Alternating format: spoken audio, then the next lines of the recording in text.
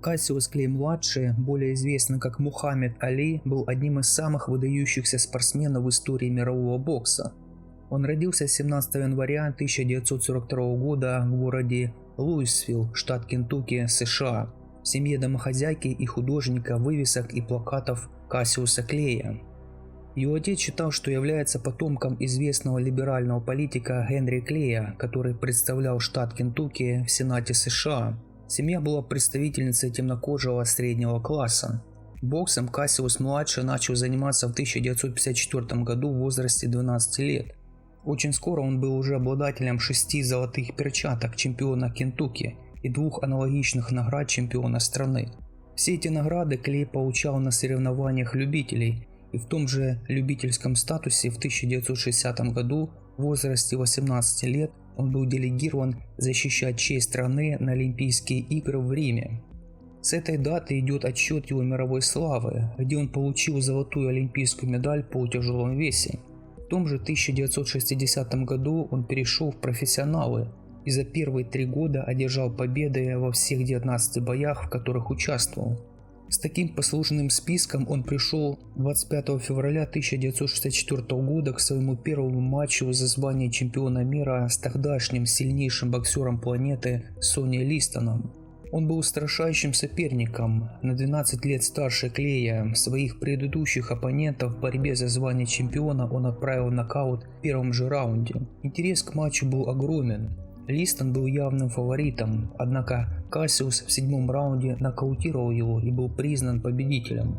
Бой с Листоном, принесший Клею в 1964 году первый титул сильнейшего боксера планеты, стал не только переломным в его спортивной биографии, но и высветил радикальное изменение мировоззрения боксера, повлиявшее на его собственную жизнь и судьбу.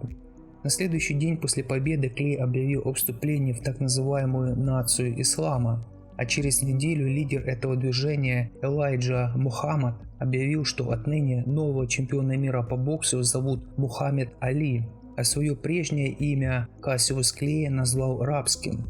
В 1960-е годы американская армия формировалась еще по обязательному призыву, и никакой статус всемирно известной звезды от военной службы не освобождал. К тому времени, когда свою повестку в армию получил Мухаммед Али, война во Вьетнаме уже была в самом разгаре.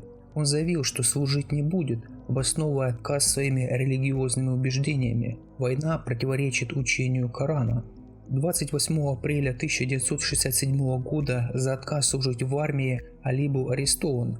Его предупредили, что ему грозит тюремное заключение сроком на 5 лет. В тот же день Государственная комиссия по спорту штата Нью-Йорк лишила его боксерской лицензии и отобрала у него титул чемпиона мира.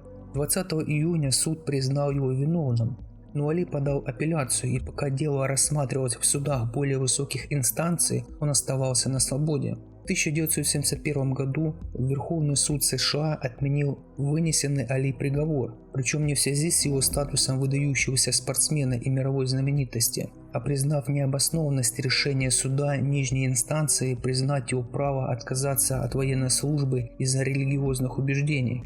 Еще до решения Верховного суда в 1970 году Али была возвращена боксерская лицензия, и все последующее десятилетие было ознаменовано его статусом легенды, боями с главными соперниками за звание сильнейшего боксера планеты.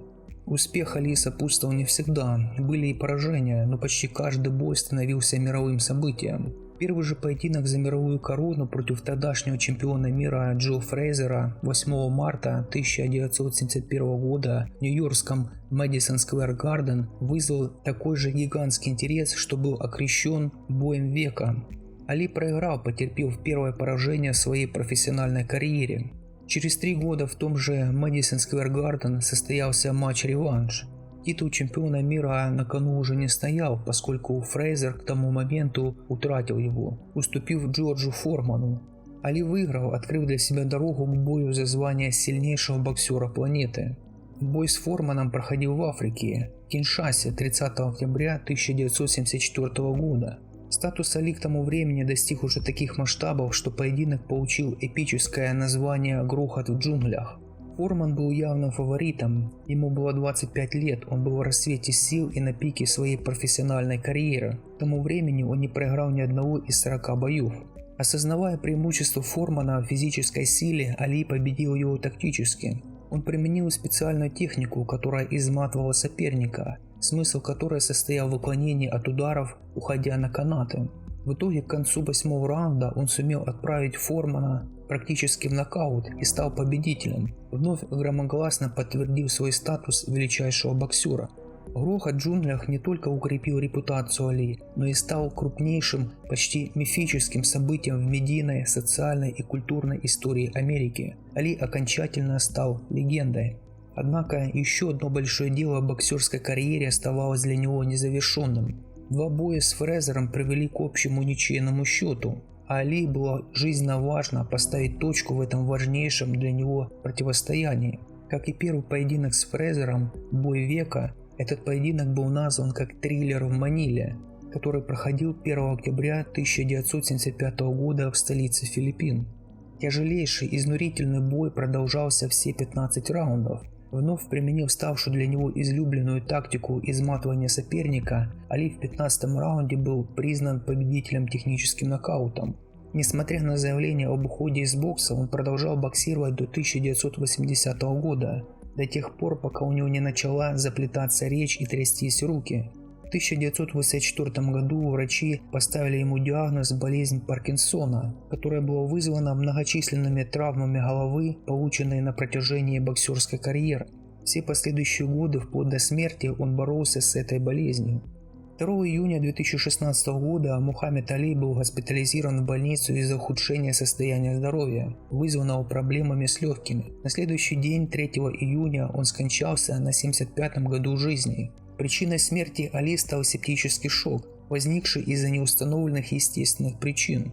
Похороны прошли 10 и 11 июня 2016 года прохождением процессии через родной город Луисвилл, мимо мест, сыгравших важную роль в жизни Мухаммеда Али, от дома, где он провел детство, до посвященного ему музея.